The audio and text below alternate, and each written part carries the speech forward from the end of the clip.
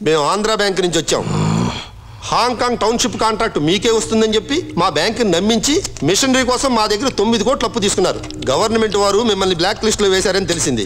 ఎన్నిసార్లు నోటీసులు పంపించినా మీ దగ్గర సమాధానం లేదు. అందుకే హెడ్ ఆఫీస్ వారు మీ ప్రాపర్టీస్ అటాచ్ చేయమని ఆర్డర్స్ ఇచ్చారు. మీ పని మీరు కానివ్వండి. ఇవ్వండి బ్యాంక్ ఆర్డర్స్.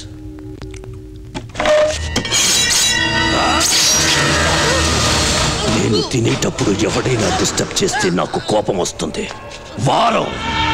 ఒక్క వారంలో మీ లోన్ తీరుస్తాను. వెళ్ళండి, వెళ్ళు.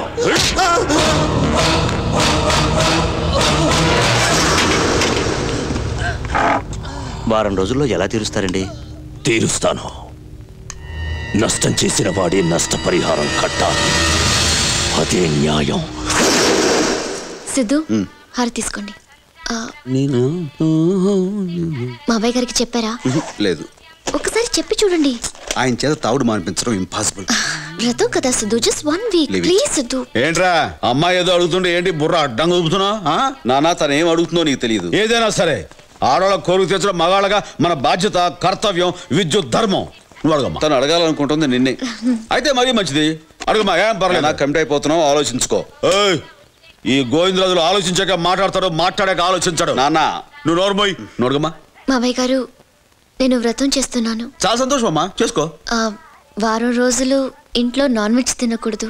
నాన్న అది పెద్ద కష్టమే కదమ్మా. అలాగే మానేద్దాం. అలాగే అడుగమ్మా. అది ఎందుకు నసుగుడు? నువ్వు ఒక వారం రోజుల పాటు మందు తాకూడదు.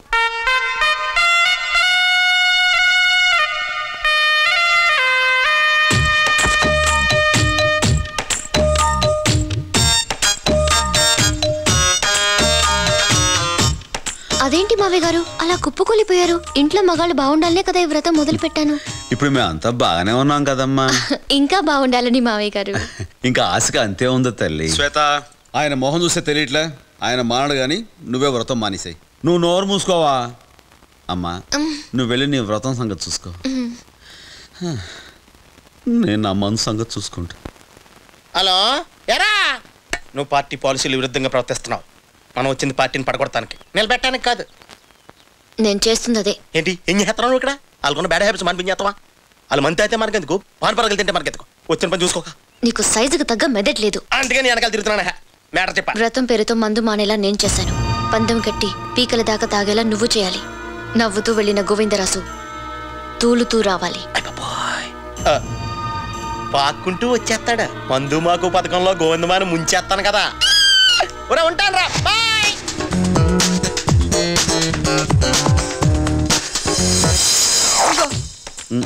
వ్రతం నీకు దానికి కార్యకర్తలు మర్చిపోయిన ఏ పార్టీ అంతవరకు నిలబడలేదు. అందుకే మీ మందు పార్టీలో నాకు కూడా సీటు కేటాయించండి.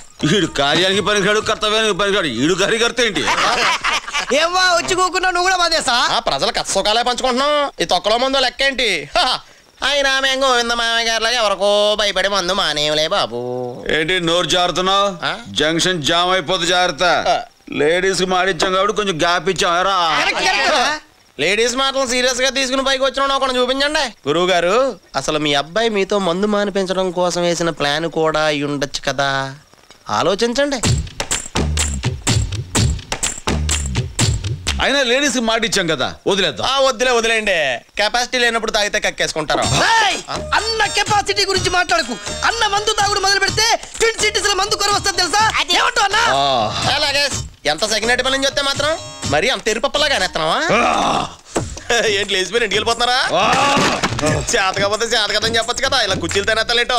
అన్న ఇజ్జత్ కి సవాల్, మా కోసమైనా మందు తాగన్నా ప్లీజ్. తప్పు లేదన్నా, పర్వాలేదా? మరక్కడ లేడీస్, ఇక్కడ జెంట్స్. వ్రతం ఇంకోసారి చేసుకోవచ్చు. మందేసి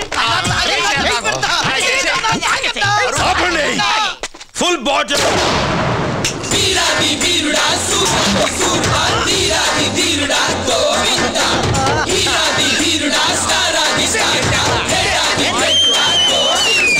ఇదిగో అన్న వాటర్.